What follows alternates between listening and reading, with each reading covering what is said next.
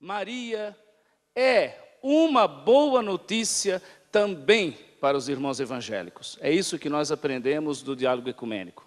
Sobretudo quando ela entra como tema oficial daquela agenda de diálogo, de comissões, de equipes de gente competente, que sabe tratar do tema adequadamente.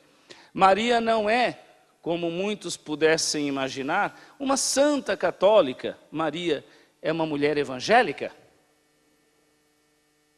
Essa é a descoberta que até nós católicos fazemos, filtrando as nossas devoções, as nossas expressões tradicionais, né? Mesmo dentro da linguagem litúrgica, de tudo que a gente tem na igreja como devocional, etc., nós sabemos que apesar de ter uma Nossa Senhora do Carmo, Maria não foi carmelita. Sabemos que apesar de ter uma Nossa Senhora de Aparecida, ela é aquela da Bíblia. Então isso é bonito, como que ao longo dos séculos, nós católicos também conseguimos enxergar essa mulher de tantos emblemas, de tantos apelos, né? Como uma mulher evangélica. E hoje, para a maioria de nós aqui, acredito, Maria não é mais reduzida a um título, a uma imagem, mas Maria é aquela mulher, a primeira remida, como já dizia Lutero, profetisa do Novo Testamento, que anuncia no Magnificat a missão do próprio Filho e que é exemplo da comunidade crente, discipular e missionária.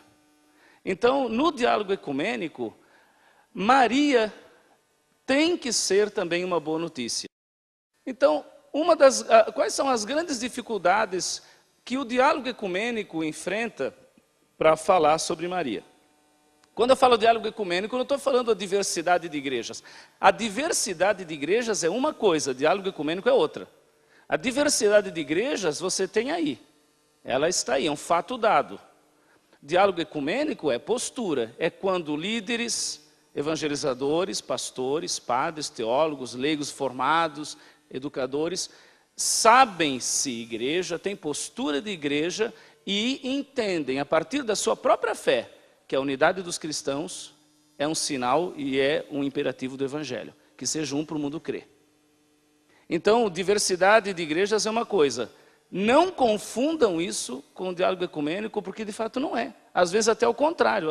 Em muitas situações a diversidade de igrejas vai mostrar para a gente falta do diálogo ecumênico, né? Proselitismo, agressão, até um nível de ignorância. Infelizmente, em muitos setores ser cristão significa um certo nível de ignorância, infelizmente, né? Então aqui a gente está no outro nível. Então eu queria dar uma boa notícia de como Maria é tratada no diálogo de gente que tem postura de igreja e vai a essa figura bíblica com o coração aberto. Bom, vamos lá. As grandes dificuldades quais são? A figura de Maria para nós, cristãos orientais, católicos, até anglicanos, que têm uma devoção, inclusive festa litúrgica de Maria, para nós a figura de Maria não é olhada, entendida, venerada, do ponto de vista histórico-biográfico. A gente não está falando de uma biografia, nós nem temos muitos dados. Temos sim alguns dados. E aí todo o estudo crítico da Bíblia, da época, vai mostrar para nós. Mas Maria não é uma figura biográfica, simplesmente. Nós não estamos falando de Maria, na nossa devoção, apenas como uma mulher virtuosa, que teve seus méritos por conta própria, foi heróica, então a gente... Não é uma questão factual, biográfica, assim, de basear na história dela e por isso a veneramos porque a admiramos. Não, nós olhamos Maria, não do ponto de vista histórico-biográfico, mas de história da salvação, que a gente chama histórico-salvífico. Então Maria, para a tradição do Novo Testamento, as antigas igrejas, né, lá da época apostólica, já do período dos mártires, primeiro milênio, né? Ela não é olhada como uma figura biográfica, mas uma figura, desculpe assim usar uma expressão, né? Figura tipológica.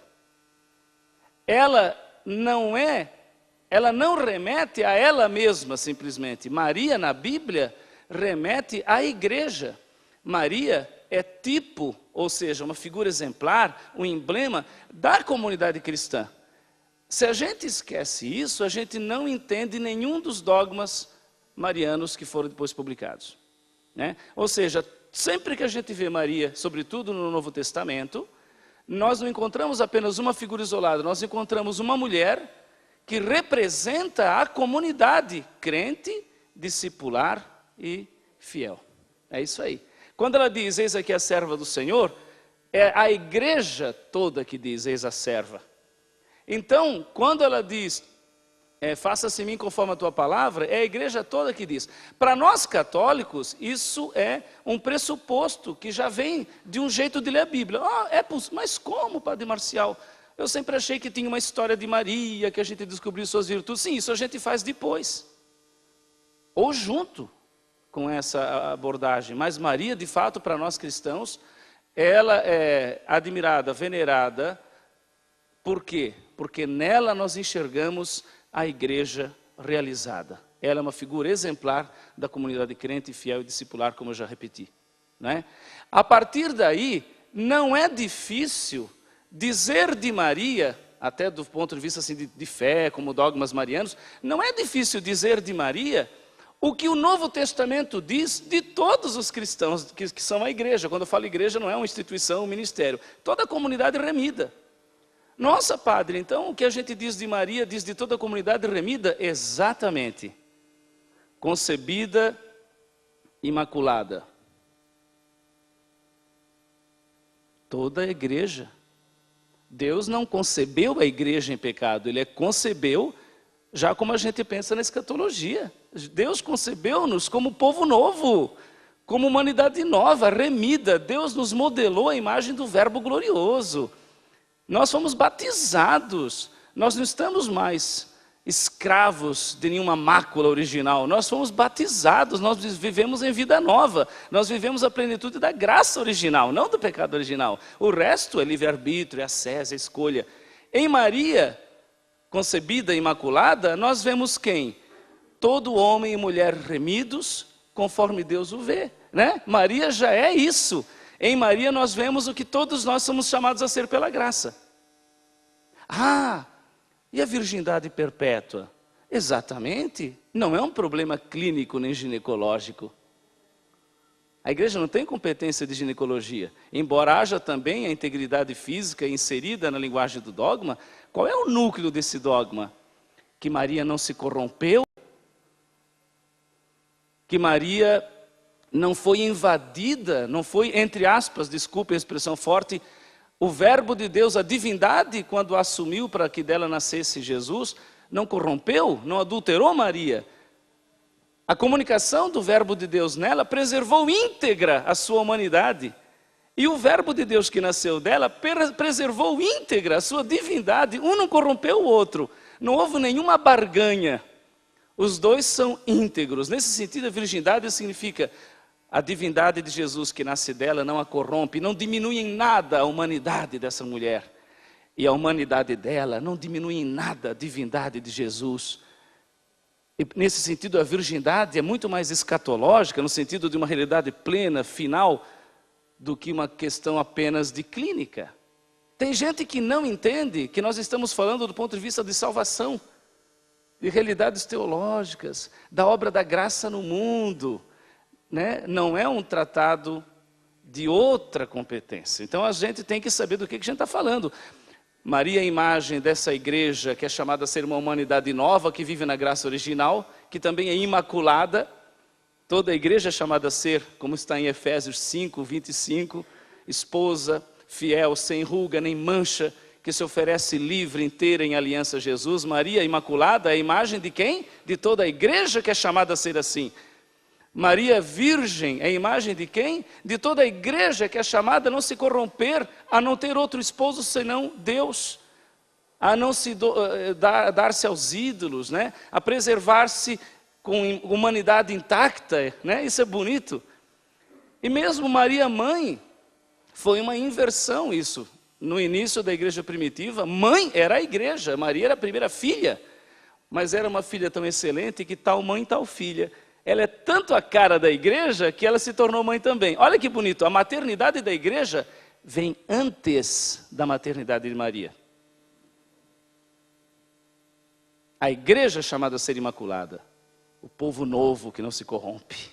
A igreja é chamada a ser virgem, ela não tem outro esposo senão Deus, ela não faz aliança com ídolos. A igreja é chamada a ser mãe, que gera pela graça, e pelos sacramentos, pelas obras de misericórdia, pela caridade, ela gera gente nova. A igreja é chamada a entrar na glória de Deus e viver aqui na terra como no céu, a ser assumida por Deus. Os servos que assumiram Deus na história serão assumidos por Deus na glória. E aí os dogmas mariais não são afirmações arbitrárias, como se não tivesse fundamento bíblico, porque um papa teve não sei que ideia lá, e aí de repente ele amanhece, e para dar um incremento na devoção, juntar mais fiéis por motivos culturais e sei lá o quê, e mercadológicos, então o papa decide botar uma estrelinha a mais naquela coroa. Não é, embora muita gente tenha feito usos assim, até inadequados da figura de Maria, né? Às vezes tem gente que usa mal a figura de Maria dentro da nossa igreja. Os dogmas mariais, eles são o quê? Um jeito nosso, que é um pouco linguagem da igreja antiga, de dizer para a própria comunidade: olhem e vejam nessa mulher discípula, crente e fiel, olhem e vejam nessa mulher o que nós somos chamados a ser. Isso é essencial para nós. E aí a linguagem da igreja é muito exata, né? Vocês vão ver lá, quem quiser pegar os documentos, são linguagem bem exata, tem linguagem bem exata. Por exemplo, a graça que Maria recebeu para realizar o seu ministério, o seu papel no plano da salvação. Se diz sempre que essa graça é especial ou peculiar, não é verdade? Porque o modo que ela colheu, o modo que atuou nela é especial ou peculiar. Mas não tem documento nenhum que diz que a graça que atuou em Maria é exclusiva. Não tem. Porque é a mesma graça que atua em nós, não tem duas graças. Uma para Maria, uma para o resto dos fiéis. Não tem duas salvações, uma para Maria, uma para o resto dos fiéis. Não tem dois Jesuses, um para Maria e um para o resto dos fiéis. Não tem duas redenções, uma para Maria e uma para o resto dos fiéis. Então é bonito isso, é bonito ver que nós entendemos assim. Agora, se você perguntar: nossa, padre, o professor, como diz os alunos, né? Por que a gente entende assim? Queridos, muito fácil. A nossa igreja é uma igreja velha. E nós temos um jeito muito particular que vem lá do período pós-apostólico. Nós não lemos a Bíblia como hoje se diz história, cronologia, análise cultural. Esses instrumentos vieram depois. Nós no início da igreja, vimos muito na Bíblia o que a gente chama de tipologia. Por exemplo, Davi lá no Antigo Testamento, ele é tipo, ele é emblema do futuro Messias rei. Melquisedeque, no Antigo Testamento, é emblema, é figura do futuro Messias sacerdote. Mas se você olhar do ponto de vista factual, se você for historiador, antropólogo, fazer escavações arqueológicas, primeiro que você não vai achar nem Davi nem Melquisedeque. Porque não se trata de um fato meramente histórico, embora eles tenham existido. Não é essa a argumentação. E Melquisedeque, provavelmente, quando viveu, nunca imaginou que ele fosse figura tipológica do Messias sacerdote. Ele viveu a vida dele. Mas é bonito que a nossa igreja tem um olhar de contemplação. Ela vê, desde o período dos apóstolos, a nossa igreja lê no Antigo Testamento essas figuras exemplares que já anunciavam na vocação delas o que era a vocação de todo o povo de Deus. Todos somos chamados a ser hoje o novo Melquisedeque, comunidade sacerdotal. Todos somos chamados a ser hoje novos Davis, comunidade real. Todos somos chamados a ser novos Cristos, cristãos. Então, dentro dessa linha de interpretação da Bíblia, que enxergava figuras, emblemas, né? Maria foi uma das principais entre essas figuras e emblemas. Essa é uma dificuldade, queridos, no diálogo ecumênico. Quando eu vou com o diálogo com irmãos, mesmo de igrejas mais históricas, com exceção da igreja anglicana, já pega as igrejas reformadas, luterana até não tanto, mas presbiteriana, etc. Por quê? Qual é a dificuldade? Após a reforma, depois do século XVI, nós tivemos várias guinadas do jeito de ler e interpretar a Bíblia.